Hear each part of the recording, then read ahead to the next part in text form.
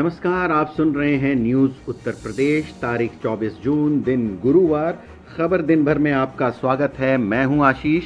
आज के मुख्य समाचार। यूपी विधानसभा चुनाव के लिए पार्टी नेताओं के बाद अब वर्कर्स को मनाएंगे योगी, वापस लिए जाएंगे केस। उन्नाव में कुलदीप सेंगर के करीबी अरुण सिंह को बीजेपी ने दिया टिकट, दुष्कर्म पीड़िता ने किया विरोध। भाजपा सरकार मेरे साथ है या मेरे दोषी उन्नाव कुलदीप सिंह सेंगर के साथ है।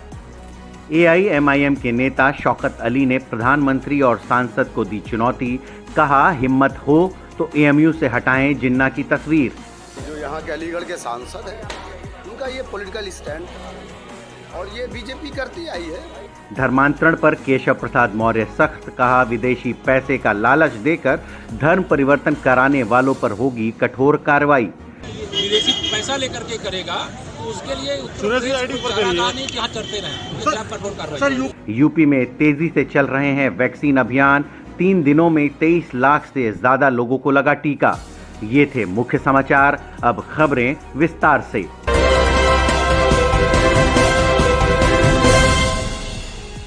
उत्तर प्रदेश के मुख्यमंत्री योगी आदित्यनाथ और डिप्टी सीएम केशव मौर्य के दूरियां मिटाने की पटकथा लिखने के बाद अब बीजेपी और संघ के दिग्गज नेता पार्टी के कार्यकर्ताओं की नाराजगी और मनमुटाव दूर करने का काम कर रहे हैं। बीजेपी के संगठन महामंत्री बीएल संतोष के दिल्ली वापस आने के बाद से ही पार्टी कार्यकर्ताओं को साधने के फॉर्मूले को अमली जामा पहनाने का काम शुरू हो गया है। इस खबर पर ज्यादा जानकारी दे रही हैं शीतल।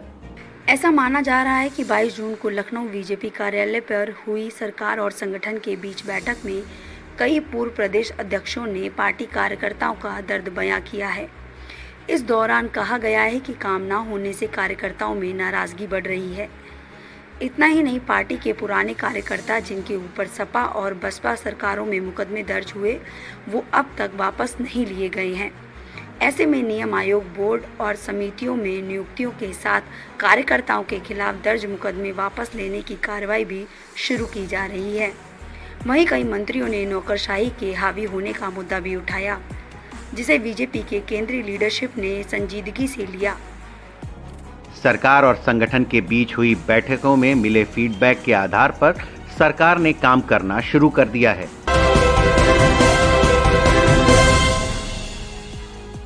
उन्नाव में जिला पंचायत अध्यक्ष पद के चुनाव को लेकर अचानक सरगर्मियां तेज हो गई हैं। बीजेपी की तरफ से अध्यक्ष पद का प्रत्याशी अरुण सिंह को घोषित करने के बाद से ही बयानबाजी का दौर शुरू हो गया है, जिसके बाद उन्नाव के चर्चित माखी रेपकांड की पीड़िता ने पार्टी और अरुण सिंह पर सवाल खड़े कर दिए हैं। पीड़िता ने वीडियो जारी करके पूछा है कि मैं भाजपा की वारिस हूँ। प्रधानमंत्री, माननीय मुख्यमंत्री, राष्ट्रपति, मैं सबसे अनुरोध करती हूँ, भाजपा सरकार मेरे साथ है या मेरे दोषी उन्नाव कुलदीप सिंह सेंगर के साथ है। जबकि भारतीय जनता पार्टी दोषियों को टिकट दे रही है, जिनमें मेरे मुकदमे में पिता की हत्या में अरुण सिंह नामजद हैं, जिनमें मेरे खिलाफ कर रही है। मेरी जान के लिए खतरा बना हुआ है। ऐसे लोगों को भाजपा टिकट दे रही है।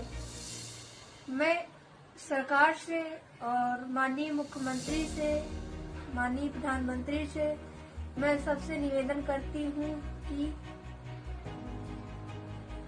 मेरे दोषियों को सरकार, बीजेपी टिकट वापस ले ले और टिकट ना दे।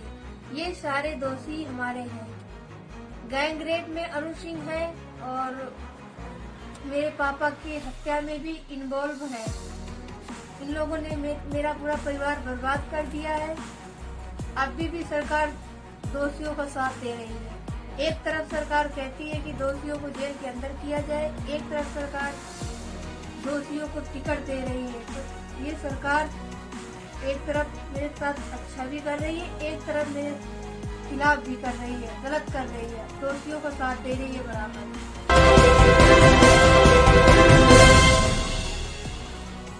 उत्तर प्रदेश में 2022 में विधानसभा चुनाव होने हैं और इसको लेकर AIMIM 100 सीटों पर अपने उम्मीदवार उतारने जा रही है। पूरे प्रदेश में समीक्षा बैठक चल रही है। इसी दौरान प्रदेश अध्यक्ष शौकत अली ने AMU से जिन्ना की फोटो हटाने के सवाल पर कहा कि पूरे उत्तर प्रदेश में मैं इस वक्त एक विधानसभा की समीक्षा कर रहा हूं। 2022 की तैयारी में हम लोग लगे हैं। उत्तर प्रदेश की 25% सीटों पर हमारे कैंडिडेट MIM उतारने जा रही है और उसी की मैं समीक्षा कर रहा हूं। संगठन की जो भी कमी है उसको जल्द से जल्द हम पूरा करने की कोशिश कर रहे हैं।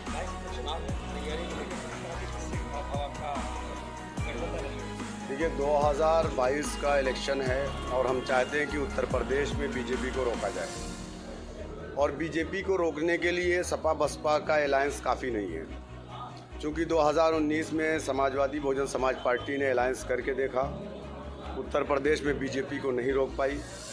2017 में कांग्रेस और समाजवादी के अलायंस ने बीजेपी को नहीं रोक पाए।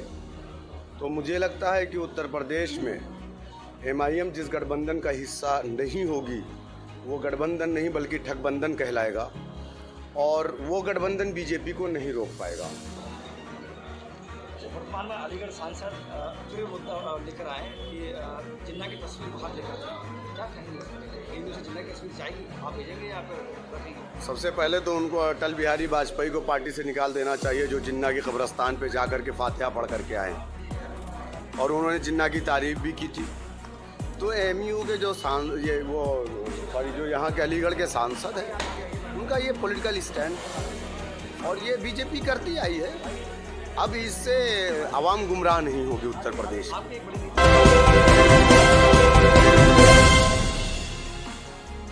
उत्तर प्रदेश के मुख्यमंत्री केशव प्रसाद मौर्य आज मिर्जापुर के दौरे पर पहुंचे।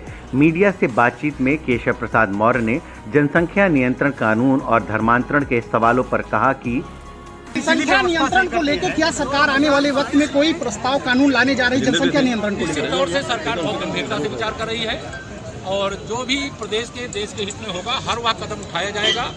न तुष्टीकरण की राजनीति होगी, कोई भेदभाव। सर ये धर्मांतरण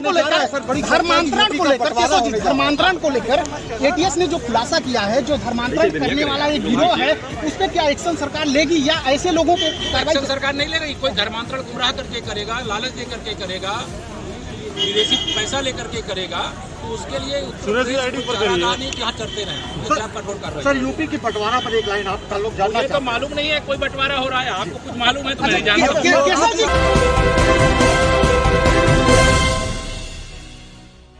कोरोना की तीसरी लहर पर लगाम कसने के लिए यूपी में बड़े स्तर पर वैक्सीनेशन अभियान चलाया जा रहा है। मेगा वैक्सीनेशन अभियान के तहत राज्य में 30 जून तक 1 करोड़ लोगों को वैक्सीन देने का लक्ष्य 25 जून तक ही पूरा कर लिया जाएगा। इस खबर पर ज्यादा जानकारी दे रही हैं प्रिया। यूपी में शहरों के साथ ही गांव में भी वैक्सीनेशन अभियान तेजी से चल रहा है। गांव की पंचायतों, घरों और स्कूलों में भी वैक्सीनेशन बूथ बनाए गए हैं। पिछले 24 दिनों में 96 लाख से ज़्यादा लोगों को कोरोना वैक्सीन लगाई जा चुकी है। वहीं पिछले 3 दिनों में रिकॉर्ड स्तर पर 23 लाख से ज़्यादा वैक्सीन की डोज लगाई गई है। प्रदेश में अब तक कुल 2 करोड़ 80 लाख 17,000 से ज़्यादा लोगों को वैक्सीनेशन किया जा चुका है। यूपी सरकार की तरफ से जून में 1 करोड़ लोगों को वैक्सीन देने का लक्ष्य रखा था। यह आंकड़ा 25 जून तक ही पूरा हो जाएगा। वहीं जुलाई महीने में सरकार क्लस्टर मॉडल ऑफ वैक्सीनेशन लागू करने जा रही है। जून में हर दिन 17 लाख से ज़्यादा लोगों को वैक्सीन लगाने का, तो वहीं जुलाई में हर दिन 10 से 12 लाख लोगों को वैक्सीन देने का लक्ष्य रखा गया है। वहीं अगस्त में हर दिन 12 से 20 लाख लोगों को वैक्सीन देने का लक्ष्य रखा जा सकता है। दूसरे राज्यों की तुलना में यूपी में स्पीड में वैक्सीनेशन अभियान चलाया जा रहा है। राज्य के 75 जिलों में 7,900 बूथ पर वैक्सीनेशन किया जा रहा है। इसे आगे बढ़ाकर 10,000 तक किया जा सकता है। वहीं ऑक्सीजन की सप्लाई पर भी योगी सरकार तेजी से काम कर रही है। अब तक नए 112 ऑक्सीजन प्लांट लगवाए गए हैं।